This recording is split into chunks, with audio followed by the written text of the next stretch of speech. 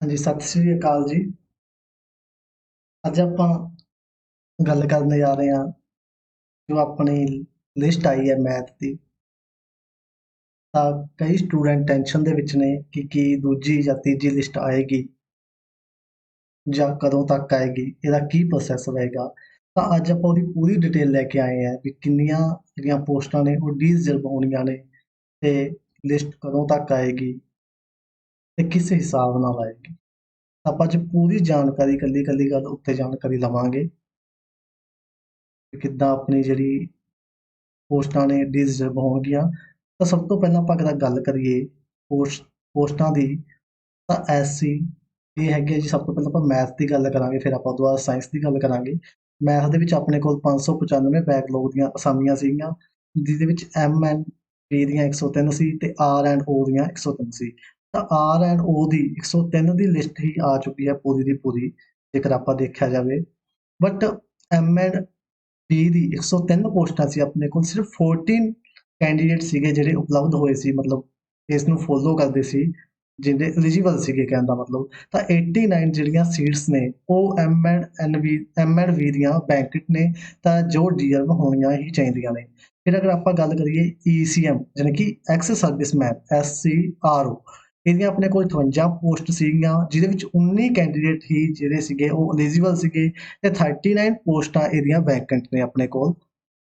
ਅਗਰ ਫਿਰ ਆਪਾਂ ਗੱਲ ਕਰ ਲਈਏ ECM ਜਾਣੀ ਕਿ ex serviceman M and B ਦੀਆਂ, ਇਹਦੇ ਵਿੱਚ ਆਪਣੇ ਕੋਲ 58 ਕੈਂਡੀਡੇਟ ਦੀਆਂ ਮਤਲਬ 58 ਅਸਾਮੀਆਂ ਸੀ ਤੇ 0 ਕੈਂਡੀਡੇਟ ਇਹਦਾ ਆਪਣੇ ਕੋਲ ਐਲੀਜੀਬਲ ਸੀਗਾ, ਮਤਲਬ ਕੋਈ ਵੀ ਕੈਂਡੀਡੇਟ ਐਲੀਜੀਬਲ ਨਹੀਂ ਹੋਇਆ। ਤਾਂ 58 ਦੀਆਂ 58 ਇਹ ਅਸਾਮੀਆਂ ਵੀ ਵੈਕੈਂਟ ਨੇ।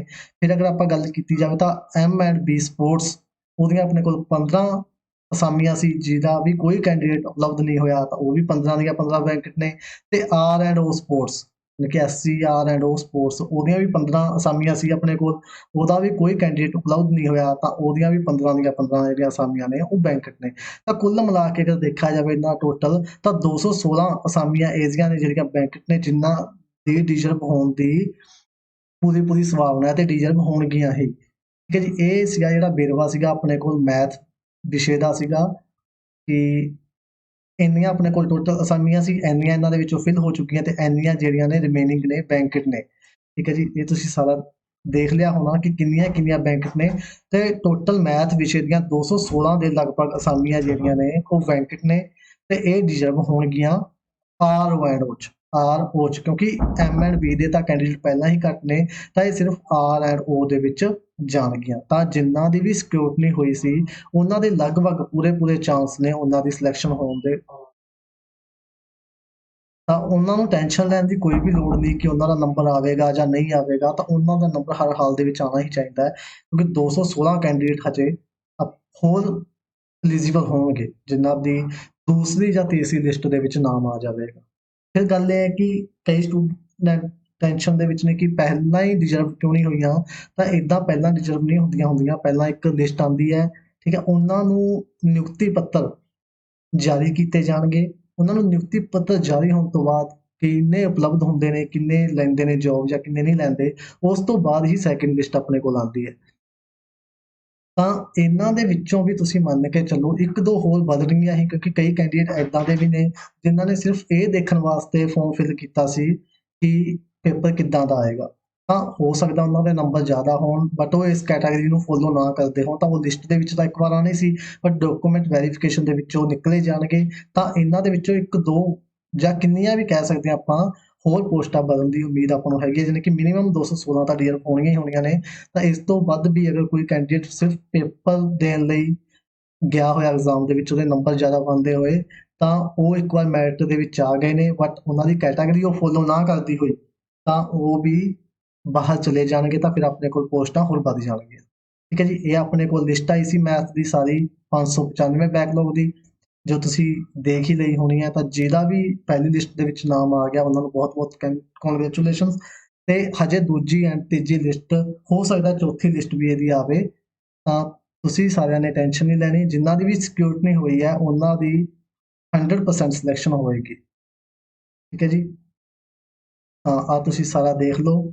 ਆਪਣੇ ਕੋਲ ਇੰਨੀਆਂ ਵੈਕੈਂਸੀ, ਇਸ ਦੇ ਬੇਸ ਤੇ ਹੀ ਆਪਾਂ ਡਾਟਾ ਤਿਆਰ ਕੀਤਾ। 103 ਐਮ ਐਂਡ ਬੀ ਸੀਗੀਆਂ ਆਪਣੇ ਕੋਲ, ਐਕਸ ਸਰਵਿਸਮੈਨ ਸੀਗੇ 58, ਠੀਕ ਹੈ। BC ਨਾਲ ਆਪਣਾ ਕੋਈ ਮਤਲਬ ਨਹੀਂ ਹੈਗਾ, ਅਗਰ SC ਦੇ ਵਿੱਚ ਜਾਣਾ ਤਾਂ BC ਵਾਲੀਆਂ ਨਹੀਂ ਹੋਣੀਆਂ ਡੀਜ਼ਲ, ਠੀਕ ਹੈ। M&B ਦੀਆਂ ਵੀ 58 ਸੀਗੀਆਂ, ਤੇ ਫਿਰ ਸਪੋਰਟਸ M&B RNO 15 ਇਹ ਜਿਹੜੀਆਂ ਦੋਨੋਂ ਸੀ ਇਹ ਵੀ ਆਪਣੇ ਕੋਲ ਡੀਜ਼ਰਵ ਹੋ ਜਾਣਗੀਆਂ, ਠੀਕ ਹੈ ਜੀ। ਇਹ ਗੱਲ ਸੀਗੀ ਆਪਣੀ ਸਿਰਫ ਮੈਥ ਵਿਸ਼ੇ ਦੀ, ਅਗਰ ਆਪਾਂ ਗੱਲ ਕੀਤੀ ਜਾਵੇ। ਹੁਣ ਅਗਰ ਜੇ ਆਪਾਂ ਗੱਲ ਕਰੀਏ ਸਾਇੰਸ ਵਿਸ਼ੇ ਦੀ,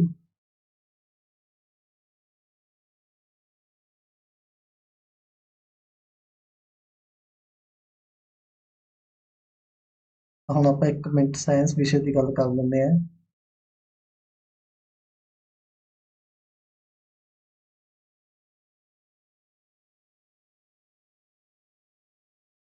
ਹਾਂਜੀ, ਇਹ ਸਾਇੰਸ ਵਿਸ਼ੇ ਦੀ ਗੱਲ ਹੈ। 518 ਆਪਣੇ ਕੋਲ ਸੀਗੀਆਂ ਸਾਇੰਸ ਦੀਆਂ ਵੀ, ਤੇ ਜਿਹਦਾ ਆਪਾਂ ਨਿਚੋੜ ਕੱਢਿਆ ਜਿਹੜਾ ਸਾਇੰਸ ਦਾ, ਉਹ ਆ ਗਿਆ ਜੀ। ਸਾਇੰਸ ਦੇ ਵਿੱਚ M&B ਦੇ ਜਿਹੜੇ ਆਪਣੇ ਕੋਲ 94 ਜਿਹੜੀਆਂ ਅਸਾਮੀਆਂ ਸੀਗੀਆਂ, ਜਿਹਦੇ ਵਿੱਚ 16 ਕੈਂਡੀਡੇਟ ਹੀ ਐਲੀਜੀਬਲ ਹੋਏ ਨੇ, ਤਾਂ 78 ਕੈਂਡੀਡੇਟ ਇਹਦੀਆਂ ਵੀ ਰਿਮੇਨਿੰਗ ਪਈਆਂ ਨੇ ਪੋਸਟਾਂ ਬੈਂਕਟ ਨੇ। ਤੇ ECM ਐਕਸ ਸਰਵਿਸਮੈਨ SCRO ਇਹਦੀਆਂ 46 ਆਪਣੇ ਕੋਲ ਅਸਾਮੀਆਂ ਸੀ, ਤੇ 11 ਹੀ ਐਲੀਜੀਬਲ ਹੋਏ ਨੇ, ਤਾਂ 35 ਇਹਦੀਆਂ ਵੀ ਬੈਂਕਟ ਨੇ। ਤੇ SC M&B ਐਕਸ ਸਰਵਿਸਮੈਨ ਇਹਦਾ ਕੋਈ ਵੀ ਕੈਂਡੀਡੇਟ ਉਪਲਬਧ ਨਹੀਂ ਹੋਇਆ, ਤਾਂ ਕਰਕੇ ਇਹਦੀਆਂ 46 ਦੀਆਂ 46 ਹੀ ਬੈਂਕਟ ਨੇ। ਤੇ M&B ਸਪੋਰਟਸ 11 ਸੀਗੀਆਂ, ਇਹਦਾ ਵੀ ਕੋਈ ਕੈਂਡੀਡੇਟ ਨਹੀਂ ਹੈਗਾ, ਤਾਂ 11 ਇਹ ਵੀ ਨੇ। ਤੇ ਆਲ ਸਪੋਰਟਸ ਦੀਆਂ 10 ਸੀ, ਇਹਦਾ ਵੀ ਕੋਈ ਕੈਂਡੀਡੇਟ ਐਲੀਜੀਬਲ ਨਹੀਂ ਹੋਇਆ, ਤਾਂ ਇਹਦੀਆਂ ਵੀ 10 ਨੇ। ਯਾਨੀ ਕਿ ਇਹਨਾਂ ਦਾ ਟੋਟਲ ਕੀਤਾ ਜਾਵੇ ਤਾਂ 180 ਜਿਹੜੀਆਂ ਸੀਟਸ ਨੇ ਉਹ ਵੈਂਕਟ ਨੇ, ਤਾਂ ਇਹ ਰਿਜ਼ਰਵ ਹੋਣਗੀਆਂ ਸਾਇੰਸ ਵਿਸ਼ੇ ਵਿੱਚ, ਠੀਕ ਹੈ, SCRO ਦੇ ਵਿੱਚ, ਠੀਕ ਹੈ ਜੀ। ਤੇ ਇਹਨਾਂ ਦੇ ਵਿੱਚੋਂ ਜਿਵੇਂ ਮੈਥ ਦੇ ਵਿੱਚ ਆਪਾਂ ਗੱਲ ਕੀਤੀ ਸੀ ਕਿ ਮੈਥ ਦੇ ਵਿੱਚ ਵੀ ਮਤਲਬ ਕਈ ਸਟੂਡੈਂਟ ਇੱਦਾਂ ਦੇ ਹੋਏ ਨੇ ਜਿਨ੍ਹਾਂ ਨੇ ਪੇਪਰ ਦਿੱਤਾ ਸੀਗਾ, ਤਾਂ ਸਾਇੰਸ ਦੇ ਵਿੱਚ ਵੀ ਕੁਛ ਇੱਦਾਂ ਦੇ ਹੋਣਗੇ ਜਿਨ੍ਹਾਂ ਨੇ ਪੇਪਰ ਦਿੱਤਾ ਸੀ ਸਿਰਫ ਨੌਲੇਜ ਚੈੱਕ ਕਰਨ ਲਈ ਜਾਂ ਦੇਖਣ ਲਈ ਕਿ ਪੇਪਰ ਕਿੱਦਾਂ ਦਾ ਆਉਂਦਾ, ਐਕਸਪੀਰੀਅੰਸ ਲਈ ਦਿੱਤਾ ਸੀ, ਤਾਂ ਉਹ ਵੀ ਹੋ ਸਕਦਾ ਮੈਰਿਟ ਦੇ ਵਿੱਚ ਆ ਗਏ ਹੋਣ। ਤਾਂ ਡਾਕੂਮੈਂਟ ਵੈਰੀਫਿਕੇਸ਼ਨ ਦੇ ਦੌਰਾਨ ਉਹਨਾਂ ਦੀ ਜਿਹੜੀ ਕੈਟਾਗਰੀ ਹੈ ਉਹ ਉਹਨਾਂ ਨੂੰ ਬਿਲੋਂਗ ਨਹੀਂ ਕਰਦੀ ਹੋਏਗੀ, ਤਾਂ ਓਬਵੀਅਸਲੀ ਉਹ ਵੀ ਬਾਹਰ ਚਲੇ ਜਾਣਗੇ, ਤਾਂ ਇਸ ਤੋਂ ਵੱਧ ਹੀ ਪੋਸਟਾਂ ਬਣ ਗਈਆਂ।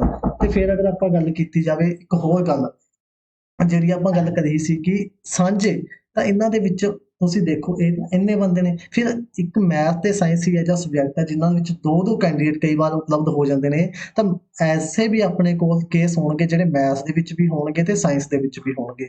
ਬਹੁਤ ਸਾਰੇ ਕੇਸ ਆਪਾਂ ਨੂੰ ਇਹੋ ਜਿਹੇ ਮਿਲਣਗੇ ਦੇਖਣ ਨੂੰ ਜਿਹੜੇ ਮੈਥ ਵਿੱਚ ਵੀ ਹੋਣਗੇ ਤੇ ਸਾਇੰਸ ਵਿੱਚ ਵੀ ਹੋਣਗੇ। ਤਾਂ ਉਹ ਜੋਬ ਤਾਂ ਇੱਕ ਪਾਸੇ ਲੈ ਪਾਉਣਗੇ, ਤਾਂ ਜਿੱਧਰੋਂ ਜੋਬ ਲੈਣਗੇ ਦੂਸਰੀ ਸਾਈਡ ਆਟੋਮੈਟਿਕ ਹੀ ਸੀਟ ਕੀ ਹੋ ਜਾਏਗੀ, ਬੈਂਕਟ ਹੋ ਜਾਏਗੀ। ਤਾਂ ਉਸ ਨਾਲ ਵੀ ਆਪਾਂ ਨੂੰ ਅਸਾਮੀਆਂ ਜਿਹੜੀਆਂ ਹੈਗੀਆਂ ਬਦਲਣ ਦੇ ਪੂਰੇ ਚਾਂਸ ਨੇ, ਠੀਕ ਹੈ ਜੀ। ਤਾਂ ਕਹਿਣ ਦਾ ਮਤਲਬ ਹੈ ਕਿ 180 ਇਸ ਦੀਆਂ ਤੇ 216 ਮੈਥ ਦੀਆਂ ਤੋਂ ਵੱਧ, ਇਹ ਤਾਂ ਮਿਨੀਮਮ ਨੇ, ਇਹ ਤੋਂ ਵੱਧ ਹੀ ਆਪਣੇ ਕੋਲ ਕੀ ਹੋਣਗੀਆਂ, ਡੀਜ਼ਰਵ ਹੋਣਗੀਆਂ। ਤਾਂ ਜਿੰਨਾ ਵੀ ਕੈਂਡੀਡੇਟਸ ਦੀ ਸਿਕਿਉਰਿਟੀ ਹੋਈ ਸੀ ਉਹਨਾਂ ਨੂੰ ਕੋਈ ਵੀ ਟੈਨਸ਼ਨ ਲੈਣ ਦੀ ਲੋੜ ਨਹੀਂ ਹੈਗੀ, ਘਬਰਾਉਣ ਦੀ ਲੋੜ ਨਹੀਂ ਕਿ ਉਹਨਾਂ ਦਾ ਨਾਮ ਆਵੇਗਾ ਜਾਂ ਨਹੀਂ ਆਵੇਗਾ। ਓਬਵੀਅਸਲੀ ਉਹਨਾਂ ਦਾ ਸੈਕਿੰਡ ਲਿਸਟ ਜਾਂ ਥਰਡ ਲਿਸਟ ਦੇ ਵਿੱਚ ਨਾਮ ਪੱਕਾ ਹੀ ਆ ਜਾਏਗਾ, ਠੀਕ ਹੈ ਜੀ। ਉਸ ਤੋਂ ਥੱਲੇ ਦੀ ਵੀ ਹੋ ਸਕਦਾ ਕੋਈ ਸੰਭਾਵਨਾ ਹੋਵੇ ਕਿ ਜਿਨ੍ਹਾਂ ਦੀ ਸਕਰੂਟਨੀ ਨਹੀਂ ਹੋਈ ਸੀ, ਤਾਂ ਉਹਨਾਂ ਤੋਂ ਨੀਚੇ ਵੀ ਵਾਲਿਆਂ ਦਾ ਵੀ ਨਾਮ ਆਉਣ ਦੀ ਹਜੇ ਤੱਕ ਪੂਰੀ ਜਿਵੇਂ 1 ਜਾਂ 2 ਨੰਬਰ ਤੇ, ਜਿਵੇਂ 62 ਤੇ ਗਈ ਹੈ ਤਾਂ 61 60 ਵਾਲਿਆਂ ਦਾ ਵੀ ਪੂਰਾ ਚਾਂਸ ਹੈਗਾ ਨੰਬਰ ਆਉਣ ਦਾ, ਤਾਂ ਉਹਨਾਂ ਨੂੰ ਵੀ ਟੈਨਸ਼ਨ ਲੈਣ ਦੀ ਲੋੜ ਨਹੀਂ ਹੈਗੀ।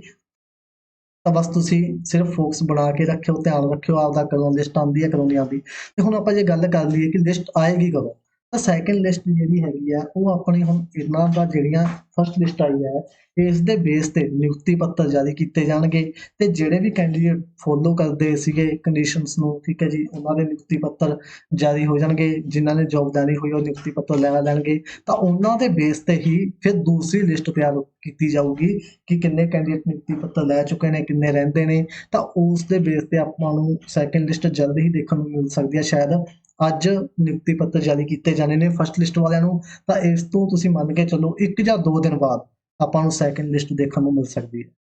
ਤਾਂ ਮੇਨ ਗੱਲ ਇਹ ਹੈ ਕਿ ਕਿਸੇ ਨੇ ਵੀ ਟੈਨਸ਼ਨ ਨਹੀਂ ਲੈਣੀ ਪੋਸਟ ਲੈ ਕੇ ਵੀ ਡੀਜ਼ਰਵ ਹੋਣਗੀਆਂ, ਕਿ ਉਹਨਾਂ ਦਾ ਨਾਮ ਆਵੇਗਾ ਜਾਂ ਨਹੀਂ ਆਵੇਗਾ, ਕਿਉਂਕਿ ਸਿਕਿਉਰਿਟੀ ਉਹਨਾਂ ਦੀ ਹੀ ਹੁੰਦੀ ਹੈ ਜਿਨ੍ਹਾਂ ਨੂੰ ਮੋਸਟਲੀ ਚਾਂਸ ਹੁੰਦੇ ਨੇ ਜੋਬ ਮਿਲਣ ਦੇ। ਤਾਂ ਜਿਨ੍ਹਾਂ ਦੀ ਤਾਂ ਸਿਕਿਉਰਿਟੀ ਹੋ ਚੁੱਕੀ ਹੈ ਉਹ ਤਾਂ ਬਿਲਕੁਲ ਹੀ ਨਿਸ਼ਚਿਤ ਰਹਿਣ, ਉਹਨਾਂ ਦਾ ਨਾਮ ਤਾਂ ਆਉਣਾ ਹੀ ਆਉਣਾ ਹੈ।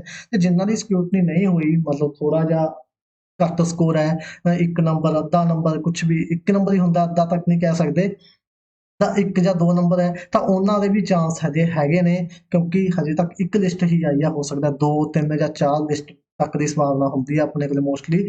ਤਾਂ ਕਹਿਣ ਦਾ ਮਤਲਬ ਇਹ ਹੈ ਕਿ ਸਕਰੂਟਨੀ ਵਾਲਿਆਂ ਨੂੰ ਤਾਂ ਟੈਨਸ਼ਨ ਲੈਣ ਦੀ ਬਿਲਕੁਲ ਵੀ ਲੋੜ ਨਹੀਂ ਹੈਗੀ। ਉਹ ਆਪਦਾ ਫੋਕਸ ਕਰਨ, ਧਿਆਨ ਰੱਖਣ ਤੇ ਚਿੱਲ ਕਰਨ। ਉਹਨਾਂ ਦਾ ਨਾਮ ਤਾਂ ਆਉਣਾ ਹੀ ਆਉਣਾ ਹੈ, ਸੈਕਿੰਡ ਲਿਸਟ ਦੇ ਵਿੱਚ ਆ ਜਾਏਗਾ, ਕੁਛ ਦਾ ਥਰਡ ਲਿਸਟ ਵਿੱਚ ਆ ਜਾਏਗਾ। ਠੀਕ ਹੈ ਜੀ, ਇਹ ਆਪਾਂ ਤੁਹਾਨੂੰ ਸਾਰਾ ਵੇਰਵਾ ਦਿੱਤਾ ਸੀਗਾ ਵੀ ਕਿੰਨੇ ਆਪਣੇ ਕੋਲ ਸੀਟ ਬੈਂਕਸ ਨੇ, ਕਿੰਨੀਆਂ ਟੋਟਲ ਸੀ, ਕਿੰਨੇ ਕੈਂਡੀਡੇਟ ਉਪਲਬਧ ਹੋਏ। ਤਾਂ ਇਹ ਤੁਸੀਂ ਦੇਖ ਲਓ ਇੱਥੋਂ, ਤੇ ਤੁਸੀਂ ਬਸ ਇਹੀ ਗੱਲ ਕਵਾਂਗੇ ਕਿ ਤੁਸੀਂ ਟੈਨਸ਼ਨ ਨਹੀਂ ਲੈਣੀ। ਵਾਰ-ਵਾਰ ਇਹ ਨਾ ਪੁੱਛੋ ਕਿਸੇ ਨੂੰ ਕਿ ਮੇਰਾ ਨਾਮ ਆਏਗਾ ਜਾਂ ਨਹੀਂ ਆਏਗਾ, ਕਿਉਂਕਿ ਕਿਸੇ ਨੂੰ ਕੁਛ ਨਹੀਂ ਪਤਾ ਹੁੰਦਾ ਕਿ ਕਿਸੇ ਦਾ ਨਾਮ ਆਉਣਾ ਹੈ ਜਾਂ ਨਹੀਂ ਆਉਣਾ। ਤਾਂ ਤੁਸੀਂ ਬਸ ਫੋਕਸ ਬਣਾ ਕੇ ਰੱਖੋ ਆਪਣਾ। ਠੀਕ ਹੈ ਜੀ, ਤੇ ਆਹ ਤੁਹਾਡੇ ਨਾਲ ਜਾਰੀ ਇੰਨੀ ਕੁ ਸਾਂਝੀ ਕਰਨੀ ਸੀ। ਅਗਰ ਤੁਹਾਨੂੰ ਵੀਡੀਓ ਵਧੀਆ ਲੱਗੀ ਤੇ ਤੁਹਾਨੂੰ ਜਾਣਕਾਰੀ ਪਸੰਦ ਆਈ ਤਾਂ ਪਲੀਜ਼ ਲਾਈਕ ਜ਼ਰੂਰ ਕਰ ਦਿਆ ਜੇ ਵੀਡੀਓ ਨੂੰ, ਔਰ ਚੈਨਲ ਨੂੰ ਸਬਸਕ੍ਰਾਈਬ ਕਰਨਾ ਨਾ ਭੁੱਲਣਾ ਅਗਰ ਤੁਸੀਂ ਪਹਿਲੀ ਵਾਰ ਵਿਜ਼ਿਟ ਕੀਤਾ ਹੈ, ਕਿਉਂਕਿ ਆਪਣੀ ਕਲਾਸਿਸ ਵੀ ਮਾਸਟਰ ਕੈਡਰ ਦੀਆਂ ਰੈਗੂਲਰ ਚੱਲ ਰਹੀਆਂ ਨੇ। ਆਉਣ ਵਾਲੀਆਂ ਪੋਸਟਸ ਦੇ ਲਈ ਜਦੋਂ ਵੀ ਪੋਸਟ ਆਉਣਗੀਆਂ, ਠੀਕ ਹੈ, ਤਾਂ ਤੁਸੀਂ ਚੈਨਲ ਨੂੰ ਸਬਸਕ੍ਰਾਈਬ ਜ਼ਰੂਰ ਕਰਨਾ ਤੇ ਸ਼ੇਅਰ ਵੀ ਜ਼ਰੂਰ ਕਰਨਾ ਤੇ ਕਮੈਂਟ ਜ਼ਰੂਰ ਕਰਿਓ ਕਿ ਤੁਹਾਡੇ ਕਿੰਨੇ ਨੰਬਰ ਬਣਦੇ ਨੇ, ਤੁਹਾਡਾ ਕੀ ਪ੍ਰੋਸੈਸ ਨੂੰ ਕੀ ਚਾਂਸ ਲੱਗਦਾ ਤੁਹਾਡਾ। ਠੀਕ ਹੈ ਜੀ, ਤਾਂ ਤੁਸੀਂ ਕਮੈਂਟਸ ਵੀ ਜ਼ਰੂਰ ਕਰ ਸਕਦੇ ਹੋ। ਤਾਂ ਇਹ ਇੰਨੀ ਜਾਣਕਾਰੀ ਸੀਗੀ ਜਿਹੜੀ ਤੁਹਾਡੇ ਨਾਲ ਸਾਂਝੀ ਕਰਨੀ ਸੀ। ਤਾਂ ਠੀਕ ਹੈ ਜੀ, ਇੱਕ ਵਾਰ ਤੁਸੀਂ ਫਿਰ ਤੋਂ ਨਿਗਾਹ ਮਾਰ ਲਓ ਇਹਨਾਂ ਦੇ ਉੱਤੇ। ਅਗਰ ਤੁਸੀਂ ਇਹਨਾਂ ਦਾ ਸਕਰੀਨਸ਼ਾਟ ਲੈਣਾ ਤਾਂ ਸਕਰੀਨਸ਼ਾਟ ਵੀ ਲੈ ਸਕਦੇ ਹੋ।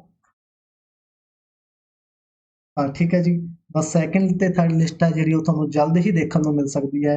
ਤੇ ਸਾਇੰਸ ਐਂਡ ਮੈਥ ਦੇ ਵਿੱਚ ਵੀ ਕਾਮਨ ਕੈਂਡੀਡੇਟ ਬਹੁਤ ਨੇ, ਤੇ ਉਸ ਦੇ ਨਾਲ ਆਪਾਂ ਨੂੰ ਜਿਹੜੀਆਂ ਪੋਸਟਾਂ ਨੇ ਉਹ ਹੋਰ ਇਨਕਰੀਜ਼ ਸੈਕਿੰਡ ਹੋਣ ਦੀ ਪੂਰੀ ਉਮੀਦ ਹੈ। ਥੈਂਕ ਯੂ ਜੀ, ਸਭ ਦਾ ਬਹੁਤ ਬਹੁਤ ਧੰਨਵਾਦ।